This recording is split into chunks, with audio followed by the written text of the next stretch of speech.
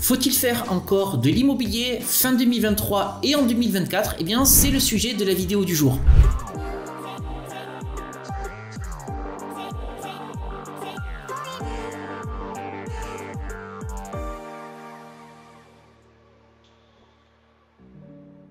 Bonjour à tous, je suis Sébastien et je suis ravi de vous accueillir aujourd'hui pour une vidéo dans laquelle on va essayer de décrypter le marché de l'immobilier en cette fin 2023, essayer de voir ce qu'il est possible de faire avec l'immobilier en 2024. Est-il encore intéressant d'investir en 2024? Parce qu'à chaque fois qu'on allume la radio, qu'on regarde la presse ou qu'on écoute la télé, eh bien les nouvelles sont catastrophiques et on a l'impression qu'investir dans l'immobilier c'est la chose à ne surtout pas faire. Alors on va traiter ça aujourd'hui dans cette vidéo. Avant tout, si ce n'est pas encore fait, eh bien je vous invite à vous abonner à cette chaîne YouTube en activant la petite cloche. Vous savez, ici on est en famille, on discute immobilier et des moyens que vous avez à votre disposition d'utiliser l'immobilier pour vous construire un patrimoine, préparer votre retraite et puis préparer également votre transmission de patrimoine. Alors venons-en au sujet du jour. Faut-il encore investir dans l'immobilier en 2024 ou est-ce que c'est surtout quelque chose à fuir? Quand vous écoutez la presse comme moi, on voit qu'il y a certains freins avec l'immobilier en ce moment. On a notamment le problème de la remontée des taux de crédit, les problématiques de financement, les problématiques également en ce qui concerne les DPE et la rénovation énergétique avec la loi climat. On va essayer de prendre ces éléments-là dans l'ordre. On va tout de suite commencer par l'augmentation des taux. Alors c'est vrai, on va pas se voiler la face, hein. Les taux de crédit ont augmenté puisqu'aujourd'hui sur 20 ans on est en moyenne à 4%, voire même un petit peu plus, alors que il y a encore 2 ans de ça, les taux sur 20 ans tournaient au taux de 1%. Et la conséquence de tout ça, pour toutes les personnes qui cherchent à faire de l'immobilier, eh bien c'est que le pouvoir d'achat immobilier diminue.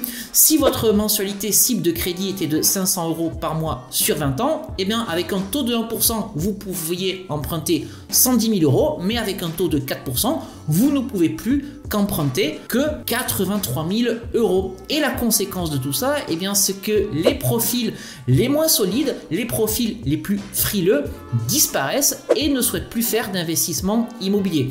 Mais je vais quand même vous rassurer parce que même avec un budget de 80 000 €, il est quand même possible de faire de l'immobilier et il est quand même possible de réaliser de très belles opérations immobilières. Personnellement, j'adore les projets immobiliers en dessous de 100 000 €. Si vous fouillez un petit peu sur cette chaîne YouTube, vous allez trouver tout un tas de projets que j'ai réalisés en dessous de cette valeur. Donc croyez-moi, faire des projets immobiliers entre 80 000 €, 100 000 €, voire même moins que 80 000 €, c'est tout à fait possible. Par contre, la seule condition à respecter, bien entendu, c'est de toujours avoir du cash flow. Et pour obtenir ce cash flow, en ces temps un petit peu plus difficiles que d'habitude, eh bien vous allez avoir la possibilité de mettre de l'apport. Donc si vous avez de la trésorerie, si vous avez de l'argent qui dort à la banque, eh bien n'hésitez pas à utiliser cet argent pour l'injecter dans des projets immobiliers parce que cet argent, il travaillera de toute manière toujours mieux dans la pierre plutôt que sur un compte bancaire ou sur un support d'épargne classique. Et puis pour en revenir à cette remontée des taux, croyez-moi, hein, le taux, ça n'a jamais empêché les gens d'investir. Quand on était à des taux de 1%, il y avait énormément d'investisseurs sur le marché, mais à 4% comme aujourd'hui, il y a toujours des investisseurs immobiliers. Finalement, les taux d'aujourd'hui ne sont que les taux qui étaient pratiqués il y a une dizaine d'années, et pourtant, il y a une dizaine d'années, on investissait encore dans l'immobilier. Personnellement, mes parents ont commencé à investir dans l'immobilier il y a des années de ça. On avait des taux au-delà de 10% et à cette époque-là, il y avait quand même des gens qui faisaient de l'immobilier. Ce que vous devez garder en tête, vous, en tant qu'investisseur immobilier, c'est que quel que soit le taux de crédit, eh bien, c'est toujours le locataire ou les locataires successifs qui vont payer votre bien immobilier et donc assurer le remboursement de votre mensualité de crédit. Intéressons-nous donc maintenant au deuxième sujet, les difficultés de financement et en particulier avec les contraintes du HCSF, donc le Haut Conseil de la stabilité financière, qui a indiqué qu'il était impossible pour les ménages français de s'endetter au-delà de 35%. Si vous en restez là, c'est faux. Parce que ce que dit également le HCSF, vous pourrez retrouver cette information sur le site du HCSF, c'est que pour 20% des dossiers, il est possible de déroger à cette règle. C'est-à-dire que 20% des dossiers de financement peuvent aller au-delà des 35% de taux d'endettement, et sur ces 20% de dossiers, 70% vont être destinés au financement de projets immobiliers de résidence principale et 30% de ces 20% vont être destinés au financement de projets d'investissement locatif.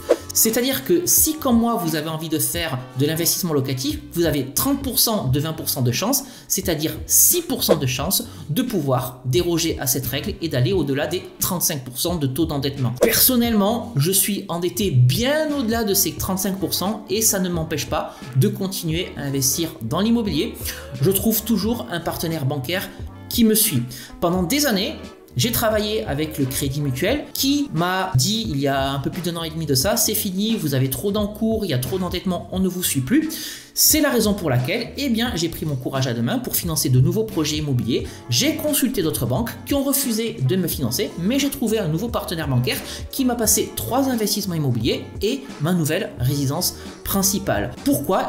Tout simplement parce que sur cette nouvelle banque, j'ai pu passer dans la dérogation, j'ai pu passer dans le faible pourcentage de dossiers qui peuvent aller au-delà de 35% de taux d'endettement. Je vais également vous citer l'exemple de l'un de mes clients, Sylvain, qui travaille en banque, qui m'a indiqué qu'au mois de juin dernier, la direction de la banque s'était affolée, tout simplement parce qu'il n'avait pas délivré assez de crédits immobiliers pour l'année en cours, et donc bras-le-bas de combat, les conseillers ont eu pour mission d'accorder plus facilement des demandes de crédit immobilier. Donc si vous vous arrêtez à cette simple information que vous allez trouver dans la presse ou dans les médias qui dit que les banques ne financent plus les projets immobiliers, c'est totalement faux. J'ai même des clients qui réussissent encore à décrocher des financements de crédit immobilier sans mettre d'apport. C'est le cas de Tony, de Béatrice, d'Angélique ou encore de Nathan. Et parfois même, ils arrivent même à décrocher des différés totales allant jusqu'à 3 ans. Donc évidemment, ce n'est plus la grande majorité des banques qui financent sans apport, mais ça reste quand même possible. Alors oui, c'est peut-être plus dur maintenant de trouver des financements de projets immobiliers que c'était le cas il y a 2 ans. Mais au fait, qui a dit que ça devait être facile et qui a dit qu'il ne faudrait pas se bouger, se retrousser les manches et démarcher les banques pour obtenir le financement de vos projets immobiliers? Si vous avez ce courage-là, si vous avez cette énergie-là, ce sera toujours possible.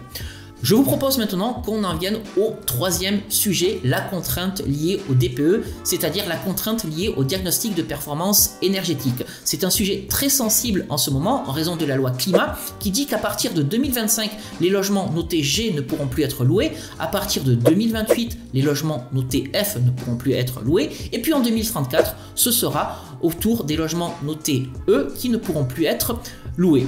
Donc il y a tout un tas de propriétaires qui commencent à avoir peur parce qu'ils se disent que d'ici quelques années, ils ne pourront plus louer leurs biens immobiliers. Mais j'ai envie de vous poser cette question, où est le problème de ces biens qui sont classés E, F ou G en classification énergétique? Parce que quand vous visitez un bien immobilier qui va avoir une vieille cuisine ou un bien immobilier qui va avoir une vieille salle de bain, vous vous posez pas la question, vous vous dites je vais entamer les travaux de rénovation pour refaire ma cuisine ou pour refaire ma salle de bain. C'est exactement la même chose avec les biens immobiliers qui ont une mauvaise classification énergétique. Il va falloir engager des travaux de rénovation énergétique. Et par quoi passent ces travaux de rénovation énergétique? Par l'isolation des murs. Par l'intérieur, c'est toujours mieux parce que ça coûte moins cher. Il va peut-être falloir également changer le système de ventilation. Il va peut-être également falloir changer les menuiseries. Voilà, ce sont des travaux qui ne sont pas forcément très coûteux, mais bien entendu que vous devez prendre en considération au moment d'effectuer votre offre d'achat. Donc le seul conseil que je peux vous donner, c'est de faire vos travaux d'isolation, de changer votre système de ventilation, éventuellement de changer les menuiseries, de façon à augmenter la performance énergétique du bien immobilier qui vous intéresse. Et croyez-moi, faire de l'isolation, ça coûte pas grand-chose, c'est juste du placo et de la laine de verre. Donc finalement, quelle est la conséquence de tout ça quand on regarde la remontée des taux, les difficultés de financement ou encore la loi climat? C'est qu'il y a de moins en moins de transactions de biens immobiliers, tout simplement parce que les gens ont peur d'investir. Et c'est là qu'on en vient à la 4e partie de cette vidéo. Qui sont les grands gagnants de cette histoire? Les grands gagnants de cette histoire, c'est nous, les investisseurs immobiliers. Et je vais vous expliquer pourquoi. Tout simplement parce que comme il y a moins de transactions, il y a moins d'acquéreurs et il y a donc moins de concurrence à l'achat. Je l'ai dit, les gens ont peur d'investir et le pouvoir revient aux acheteurs. Et les investisseurs que j'appelle en carton. Les investisseurs pas sérieux eux ont déserté le marché parce que eux, c'est uniquement les biens immobiliers faciles qui les intéressent. Eux, ils sont uniquement intéressés par les conditions de financement avec du 1%. Eh bien, ces mauvais investisseurs ont quitté le navire et il ne reste donc que les vrais investisseurs. Il faut partir du fait que lorsque vous vous retrouvez en tant qu'acheteur, vous êtes face à un vendeur. Et le vendeur, c'est quelqu'un qui a un problème. Le vendeur, c'est quelqu'un qui a une épine dans le pied parce qu'il cherche à se débarrasser d'un bien immobilier et vous, en tant qu'acquéreur, vous êtes peut-être son sauveur.